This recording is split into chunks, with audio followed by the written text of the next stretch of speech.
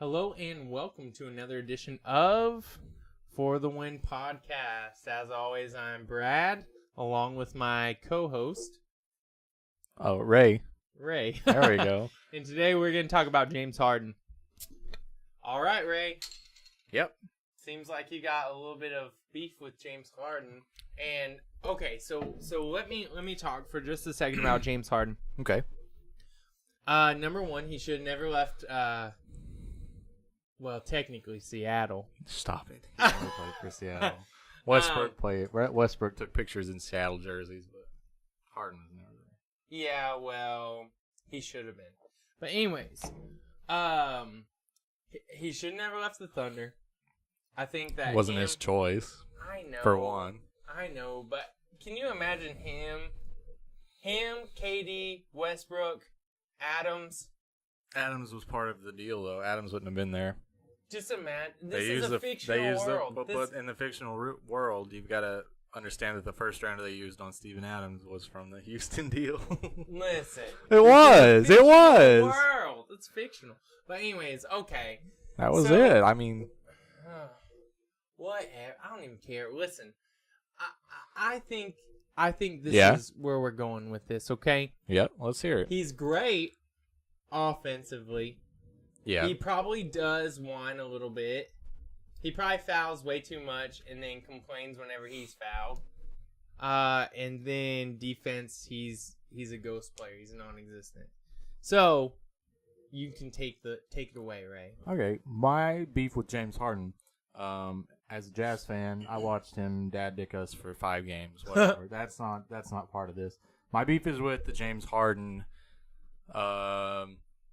What's the opposite of a critic? James Harden supporters or whatever. Sure. Fans. Not fans, boys. but it's like you. Okay, so the way I would put it is, so he lost to a good team. Mm-hmm. But it wasn't in a situation where he was doing it all himself. It was a situation where he genuinely had a lot of talent around him and a lot of complementary talent around him. Right. Not like a Westbrook situation where Carmelo's really good and Paul George is really good, but they don't fit together. This was a team built for James Harden. Like they bring in Chris Paul, they've got Eric Gordon, they've got Ryan Anderson, they bring in PJ Tucker. Like they've got a lot of talent that fits around James Harden. So it's not like a Westbrook or maybe like a... It's not like a super team that failed. Like maybe like a... like LeBron James. Maybe. All right, so this is where I'm going.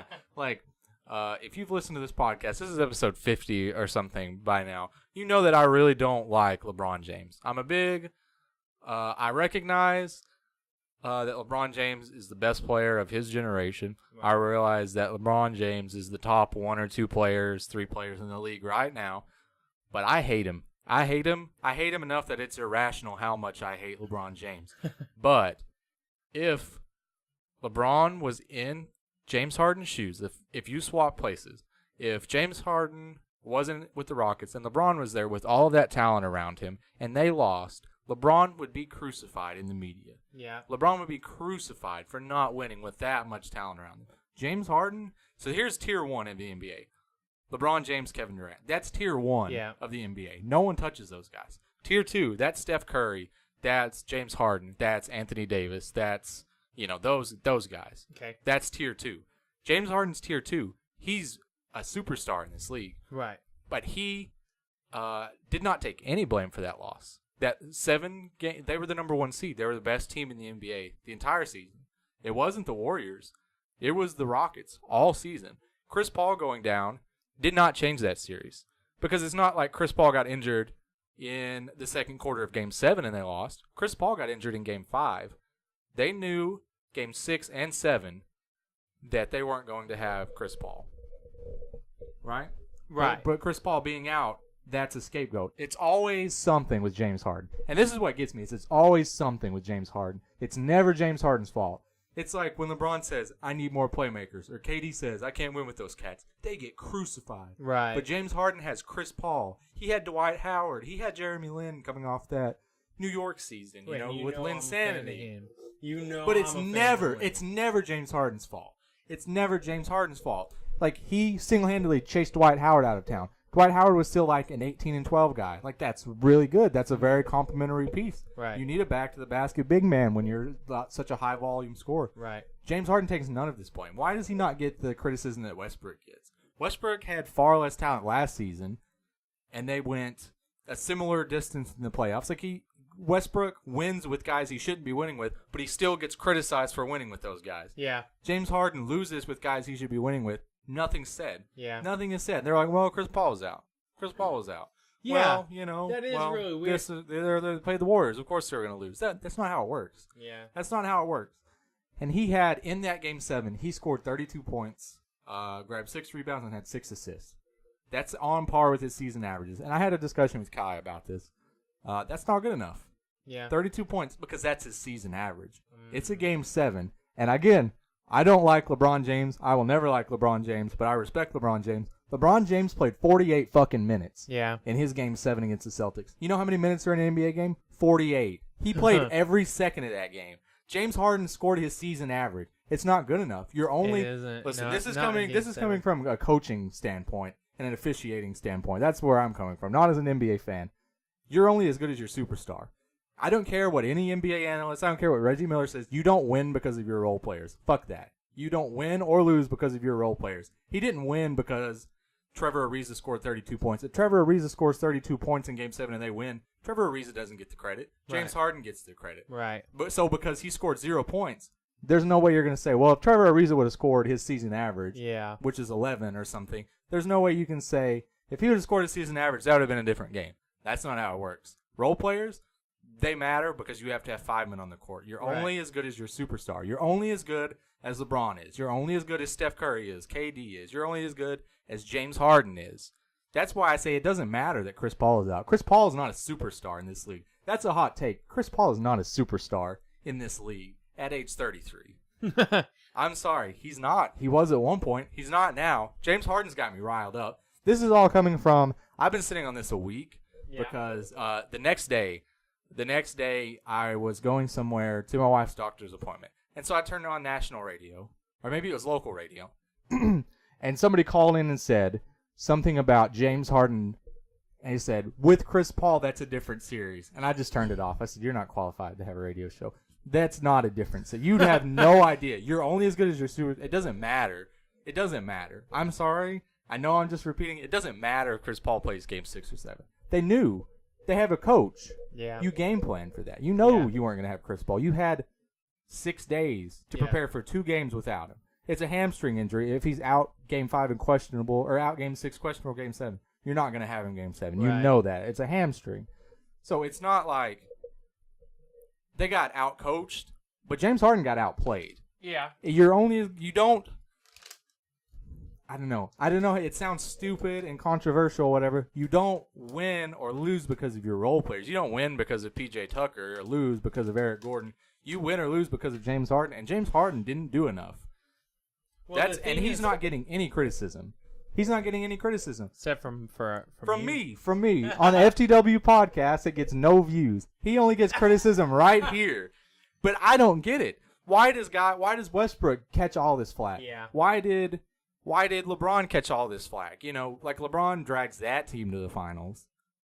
LeBron drags that team with Tristan Thompson and J.R. Smith. He drags that team to the finals. Let's not talk about that. Like, if you put any other superstar in this league with that talent around them, if you put Anthony Davis, you put DeMarcus Cousins, you put John Wall, Russell Westbrook, Paul George, you put anybody in James Harden's spot, and they don't win the conference finals and go to the NBA finals, they're crucified in the media. So, but James Harden isn't, and I don't understand it. So let me think about this. Let's think about this, though. So, Houston Rockets, right? Right. Maybe they just have the nicest fans in the world next to the Spurs. I'm not talking fans, though. There's no NBA analyst saying this is James Harden's fault. Yeah, okay. And they're wrong. Anybody that says it's anybody but Harden's fault is wrong. Because he shot. So, before I turned the radio off because I was mad at the guy, somebody else called in and made a great point. He said, if I let you bet any amount of money that if the Rockets shot only 25% from three-point range, they would win, would you take that bet? Let's say, like, I give you, you'll, like, quadruple your money. Okay. If they shoot 25% from 3, would you take that bet? Absolutely. Typically, yeah. Because you teams would. shoot like 45% from 3. They shot 14% from 3-point range. James Harden shot 2 for 14 from 3. He didn't do enough. He had 32 points. Why was he so lazy? He plays ISO. Like it gets down to the wire, and he goes hero ball ISO mode. Like he scored 32 points, and they lost by 8 or 10 or whatever. He didn't do enough. Why is nobody saying it? Why is nobody saying he didn't do enough? Because he didn't do enough. He missed, how many? I can't do the math. He missed 12 3-pointers by himself. They shot 14% as a team. They set the record for most consecutive 3-point misses in NBA history in a playoff game. Guess how many? Wrong. 27! 27! You don't win because of your role players. You don't say, well, they lost because the rest of the team also missed 30 combined 3-pointers. It's not how it works. Yeah. That's on James Harden. It's not on Trevor Ariza for scoring 0. Because this is how role players work in my mind. This is coming from a coaching standpoint. So you have one star player, and that's James Harden. Then you have 2 really good players in Chris Paul and Clint Capella. Right. So you know Harden's going to get his 30. Mm-hmm. And then the good players, they're going to get between 15 and 19. They're usually not going to hit that 20. Then after that, you should expect 0 points from the rest of the team. That's how I look at it. You can't expect the role players. Because if they average less than 16 points, they're a role player. Yeah. It doesn't matter what name it is. If Chris Paul averaged 12 points, he would be a role player. But if because the thing with averaging like 13 points, you could go score 4 points tomorrow, but then next week you could score 45 points. Yeah. It's just there's no consistency. He's a role player for a reason. He's not a consistent scorer. Like nobody that's a role player is a consistent scorer. So you should expect 0 points from him. That's how I have to look at it. And you don't. James Harden got outplayed by Curry and KD and Clay and Draymond and Nick Young and whatever. Mm-hmm. Like you should expect. That's how I look at it as a coach. Like when we coached this year, the high school team, like we had one really good player. And then we had 2 or 3 guys that were really freaking good players. Yeah. Like we had a star, 3 guys that were really good. The rest, I expected 0 points, 0 rebounds, 0 steal. I expected 0 from everything. So that way, if they contribute anything, it's a positive. You know, it's positive. But you can't go in there expecting like, well, Harden can take a few plays off. Like we can. Eric Gordon is going to make up for Chris Paul. No, he's not. He's not, because a role player doesn't make up for a really good player. Like the tiers, it doesn't work that way. You should expect 0 from it. James Harden has to make that up. Yeah. He's the star. You're only as good as your star. And James Harden's not getting any flack for it. Yeah. He's not getting any flack for choking that series away. And the thing is that you can really tell a person's character by how they respond to a loss, to a L. You know what I'm saying? Right. Like if James Harden were to admit his fault, then I would probably be okay with it. But for him to not get any kind of lashback, and for him to just think that everything is okay and none of it's his fault, even though he's the leader of the team, or supposed to be the leader, he's more like the sheep of the team at this point. Then it would be a different story, because he would understand like he made a mistake, but he doesn't seem to acknowledge his own fault. Right. Neither does anyone else, which is really weird. Because I think you're 100% right. When LeBron messes up, when Kevin Durant messes up, when Westbrook messes up, I mean, it's everywhere. Even if you're not trying to hear it, you still see it and you still hear it. But all we ever hear is highlights from the Houston Rockets. Yeah. See, the thing is, in a situation like that, so it's a Game 7, you know, you don't have Chris Paul. Right. You got to do, it's like LeBron had that, he was wearing that shirt before Game 7, whatever it takes. I'm all over LeBron's jock tonight, but whatever it takes, 48 minutes. Right. If Westbrook's in that situation, let's just say Westbrook's in that situation. Unfortunately, he's not, but let's go ahead. Game 7, Western Conference Finals, a date with LeBron, you know, in the finals. Right. Westbrook's either scoring 50 points or Westbrook's shooting 60 times. Yeah. There's no in between. He's not going to go out there. And he gets crucified for that, too. He's not going to. But let's go ahead. He's not going to do what he's done all season. He's going to take every bit of that team and put it on his back and go forward. He's not going to I'm not saying that Harden should have ignored what D'Antoni's game plan was. I'm just saying you got to do more. Like, Right. when you look at LeBron, 48 minutes. You look at Westbrook, he really, that's how Westbrook had to play last year. We Right. saw it. We knew what he would have done. He was scoring 50 points, Right. or he was shooting 60 times. Triple-double. He was doing average. whatever it took. Steph Right. Curry, whatever it takes. Anthony Davis, whatever it takes. James Harden, the way he played, there was no sense of urgency. There was no sense of desperation in his game. Like, it was, not that that's a bad thing, but it was just like, Oh, yes, it is. it's a Game 7. It's the best event in sports. Game 7 of the conference finals. Yeah. There's only one thing better than that. Is Game 7 of the NBA finals. Right. There's very few things that are that level. And you can't just get 32. You can't get your season average. You've got to put that team on your back. You've got to score 50 or shoot 60 times. Like, there's no in between. You can't rely on Trevor Ariza. I don't care that PJ Tucker scored 26 last game. You should rely on him to have 0 tonight. Like, you've got to do whatever it takes. And no one in the national media is saying that. They're saying, well, it was unfortunate Chris Paul went down. Maybe they'll get him next year. It's not how it works. Silly. It's not how it works. They knew Chris Paul was out. James Harden knew Chris Paul was out. I wish we would have titled it the episode. And then, because this will be a question for you. James Harden, the laziest player in the league? Question mark.